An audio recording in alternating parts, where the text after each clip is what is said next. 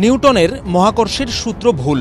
একটি ছাড়া গতি প্রসঙ্গে নিউটনের আবিষ্কৃত দুইটি সূত্রের একটি অসম্পূর্ণ এবং অপরটি শুধুই কাল্পনিক যুক্তি মাত্র, এমন দাবি বাংলাদেশের পঞ্চগড়ের এক বিজ্ঞানীর।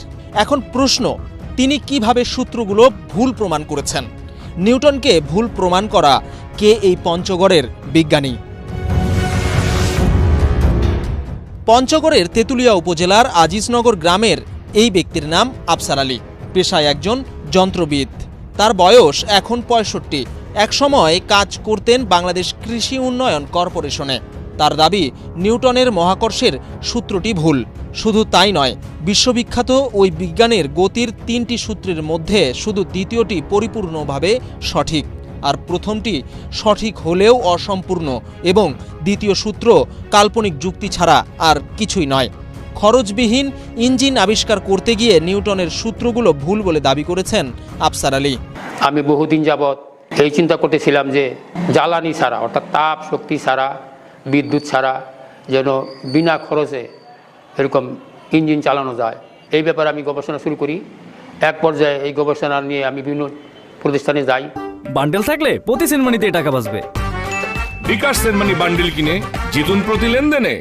যেমন বিজ্ঞান জাদুঘর, ঢাকা বিশ্ববিদ্যালয়, জাহাঙ্গীরনগর বিশ্ববিদ্যালয় এবং বিভিন্ন পলিটেকনিক ইনস্টিটিউটে যাই, যেখানে বায়ুমণ্ডলের চাপ প্রতি বর্গ সেন্টিমিটার 10 নিউটন বা 1 কেজি ওজনের সমান এবং অভিকর্ষ বল ক্রিয়াশীল।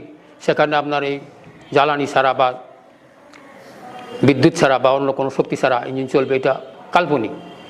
আপনি যান আপনার এই তথ্য এই দুনিয়াতে বা আসমানের জমিনের নিচে, আসমানের উপরে চলতে পারে, এই পৃথিবীতে চলবে না। তখন আমি ওই মহাকর্ষ বল বা বিজ্ঞানী নিউটনের গতিসূত্র, তারপরে বায়ুচাপ সম্বন্ধীয় বর্ণনা, যেমন তেরেলিসির বায়ুচাপ মানযন্ত্র ইত্যাদির নিয়ে পড়াশোনা শুরু করি। এক পর্যায়ে আমার নজরে বিজ্ঞানী নিউটনের মহাকর্ষ সূত্র কাল্পনিক ধরা পড়ে। বিজ্ঞানী নিউটনের গতিসূত্র প্রথম সূত্র সঠিক, কিন্তু এটা অসম্পূর্ণ মনে হয়, কারণ এটাতে বল প্রয়োগ না করলে স্থির বস্তু স্থির এবং গতিশীল বস্তু সুষম গতিতে সরল পথে চলতে থাকে। এখন এই বাহ্যিক বল প্রয়োগ করতে হবে। এই বাহ্যিক বলটা কীভাবে প্রয়োগ হবে, কে প্রয়োগ করবে, কোত্থেকে আসবে, এইটার সূত্রে দেওয়া নাই। এই জন্য এটাকে আমি অসম্পূর্ণ মনে করতেছি। আর 2 নম্বর সূত্র, বস্তুর ভরবেগের পরিবর্তনের হার প্রযুক্ত বলের সমানুপাতিক, বল যে দিকে ক্রিয়া করে সেই দিকে বস্তুর সরণ ঘটে। এই সূত্রটা পূর্ণতা পেয়েছে এবং এটা সঠিক। আর 3 নম্বর সূত্রটাও যুক্তিমাত্র, কাল্পনিক।